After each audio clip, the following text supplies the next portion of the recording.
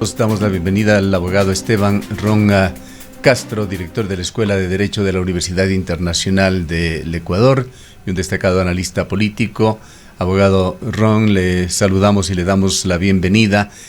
Quisiéramos conocer su punto de vista sobre el momento electoral que vive Ecuador, cuando empieza a deteriorarse muy seriamente la imagen de la democracia ecuatoriana. En minutos previos habíamos compartido con nuestros oyentes un reportaje de Radio Francia Internacional en la que entrevistaban al también politólogo Hernán Reyes, otro académico ecuatoriano que sugería o señalaba de que se especula mucho con que el propio gobierno de Lenín Moreno estaría generando esta situación.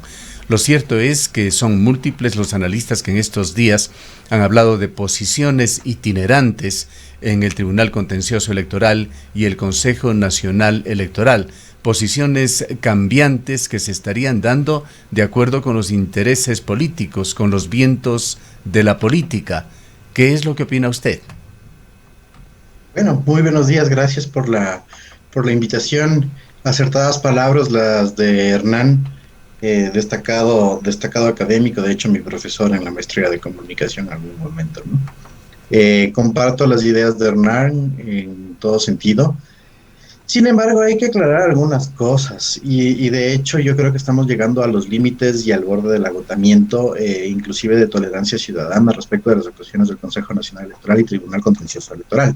Toda esta desinstitucionalización provocada, más que por el Tribunal Contencioso Electoral, de hecho es por el Consejo Nacional Electoral. Yo no quiero apuntar a nadie, no quiero señalar a nadie, pero todo se debe a una inseguridad política, como usted acertadamente lo señalaba, en virtud de, una inseguridad jurídica en virtud del cálculo político, ¿sí? En unos momentos, pues el Consejo Nacional Electoral llegó a que casi todas sus resoluciones sean revisadas por parte del TCE. Un control de legalidad que es natural a la estructura de la función electoral que nosotros tenemos a partir de 2008 y con el funcionamiento del Código de la Democracia a partir del año 2009.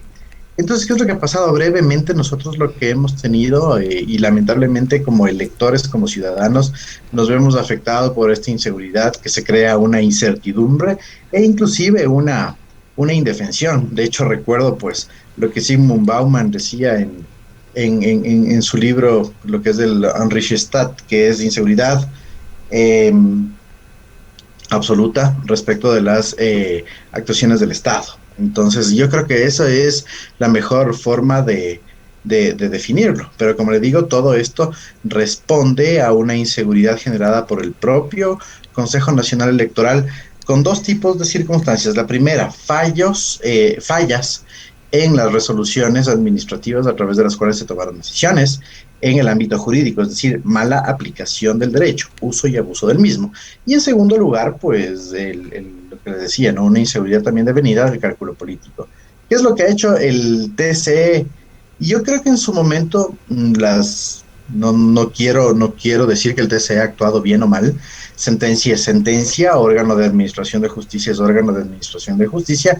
Nos guste o no, además las actuaciones jurisdiccionales, sentencias y fallos no requieren del respaldo ciudadano, porque los organismos de administración de justicia tienen pues la majestad de esta supremacía a través de la cual nosotros solo debemos acatarla. ¿Qué pasó? El Tribunal Contencioso Electoral dictó una sentencia el 30 de octubre, la sentencia de la causa 080, que fue desobedecida e interpretada por parte del Consejo Nacional Electoral. ¿Qué nos decía esta causa? Y vale que la ciudadanía lo conozca, que se debe reparar integralmente y se debe otorgar la igualdad de oportunidades a la Organización Política Justicia Social de las candidaturas establecidas en la convocatoria de 2021.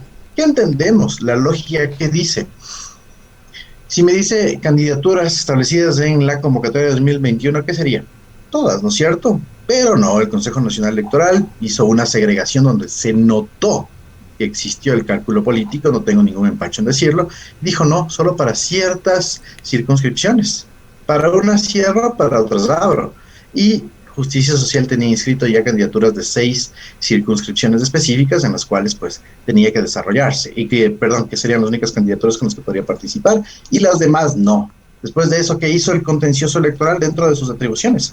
A través de un auto de ejecución dictado el 8 de diciembre, es decir, un mes, 8 días después de la sentencia, y viendo que el CNE no cumple, le llama la atención y dice: hey señores, son absolutamente todas las candidaturas. ¿Y qué hizo el CNE? En una actuación, y tengo que decirlo sin empacho, cantinflesca, lamentablemente cantinflesca, decidió enviar esto y detener este llamado, este auto de ejecución, porque deciden que existe un conflicto de competencias de la Corte Constitucional, y someter y poner una demanda. Y se dieron golpes en el pecho los consejeros. Recuerdo declaraciones inclusive dadas por el señor Verde Soto en su ciudad, en Cuenca, cuando efusivamente, bravo, inclusive señalaba que él solo se someterá al máximo organismo de control constitucional e interpretación. ¿Y qué es lo que dijo la Corte Constitucional? Dijo: señores CNE, inadmito su demanda, inadmito su causa trámite. Una demanda que, de lo que se leyó y que está publicado en la página web de la Corte Constitucional, que no tenía ni pies ni cabeza.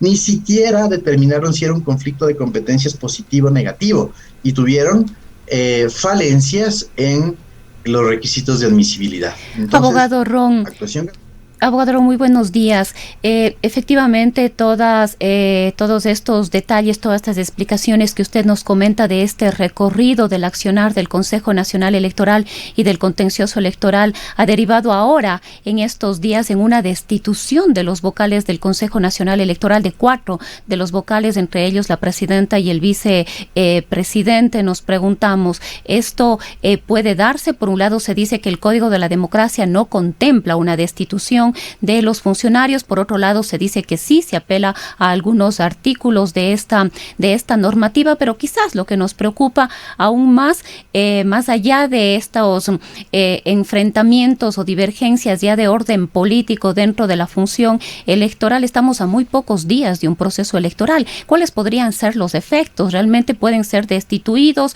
¿Deben dejar el cargo? ¿No deben dejar el cargo? ¿Qué es lo que debe suceder o lo que va a suceder en el transcurso de estos días? Claro, muchas gracias. Justamente de este recorrido deriva la infracción electoral, porque los consejeros se encontraban en incumplimiento de una orden de autoridad, ¿no? Entonces, ahí es cuando se plantea la infracción electoral por parte de Justicia Social en virtud del incumplimiento. Hay una sentencia de primera instancia dictada por el doctor Ángel Torres, que se circunscribe a lo que determina el artículo 279 del Código de la Democracia, estableciéndoles las sanciones más severas. Sí, esta sentencia no es de definitiva instancia y no se encuentra ejecutoriada. Sí, en este momento los consejeros siguen en sus funciones. Entiendo que la defensa técnica de la parte ha pedido una aclaración y ampliación. Se tiene que dar esto porque, según él, la sentencia es oscura. Yo, la verdad, la ley no me parece oscura, pero son criterios y criterios. ¿En qué puede devenir estas circunstancias? En que se ratifique la sentencia y los 4 vocales que votaron en estas desacertadas resoluciones sean removidos de su cargo. Un proceso que puede tomar más o menos, y haciendo los cálculos, hasta el 3 de febrero. ¿Qué sucede después? El artículo 20 y siguientes del Código de la Democracia establece que se puede dar una principalización de los consejeros suplentes. ¿Hay una afectación a la democracia? Sí, muy grave. Y de hecho escuchaba las declaraciones del consejero Enrique Pita, quien decía que en el momento en el cual se configure la destitución, los nuevos vocales principalizados deberán proceder con la inscripción de Álvaro Noboa y Justicia Social y todas las candidaturas. Y es lógico, porque ellos nunca acataron la sentencia, ¿no? Entonces sí se podría dar esta situación. ¿Y qué es lo que sucedería? Que se tendría, mal o bien, que aplazar al menos la primera vuelta. ¿Qué opina con respecto a este tema, abogado Ron, y esta especulación que ha hecho ya Hernán Reyes en un medio internacional de tanta importancia, de que podría tratarse de un intento del gobierno de Lenín Moreno de, a través de la postergación de las elecciones, prolongarse en el poder? Esto lo dijo ya con un bajo grado de credibilidad en su momento, hace algunas semanas, Andrés Arauz, como un argumento que utilizaba UNES por toda esta serie de incidentes que se venían dando. Es una de las especulaciones válidas, porque realmente no entendemos por qué el Consejo Nacional Electoral comete tantos errores y por qué se da tanto cálculo político. O sea, especular sobre teorías en este caso de qué está detrás. Pueden haber muchas, pero no. Yo no creo que no se va a proceder el cambio de la fecha en el calendario, porque son fechas constitucionales. 14 y 24 de mayo son fechas constitucionales inamovibles, que realmente tendrían repercusiones políticas y hasta penales. No creo. Tal vez mover la primera y segunda vuelta. Ahora, solo atendiendo la figura anterior que me solicitaban respecto de si los consejeros pueden o no pueden ser juzgados. Sí hay una discusión respecto de eso, según la aplicación del artículo 16 del Código de la Democracia, que dice que ninguna persona jurídica o institución externa a la organización electoral puede interferir en el proceso. Pero me pregunto, ¿qué es organización electoral? Ninguna parte del código establece qué es organización electoral. Para mí, organización electoral es función electoral. Función electoral es igual a Tribunal Contencioso y Consejo Nacional Electoral. Por lo tanto, el TCE no es un extraño. Además, sí hay una discusión de si puede ser juzgado como infracción electoral o como queja. Tal vez por ahí, esa es la única discusión que el código nos trae. Sin embargo, a mi modo de ver, según la interpretación que le he dado, esta causa sí puede ser juzgada como una infracción y los consejeros pueden ser destituidos. ¿Por qué? Porque el artículo 279 del Código de Democracia establece un sujeto infraccionario indeterminado, ¿sí?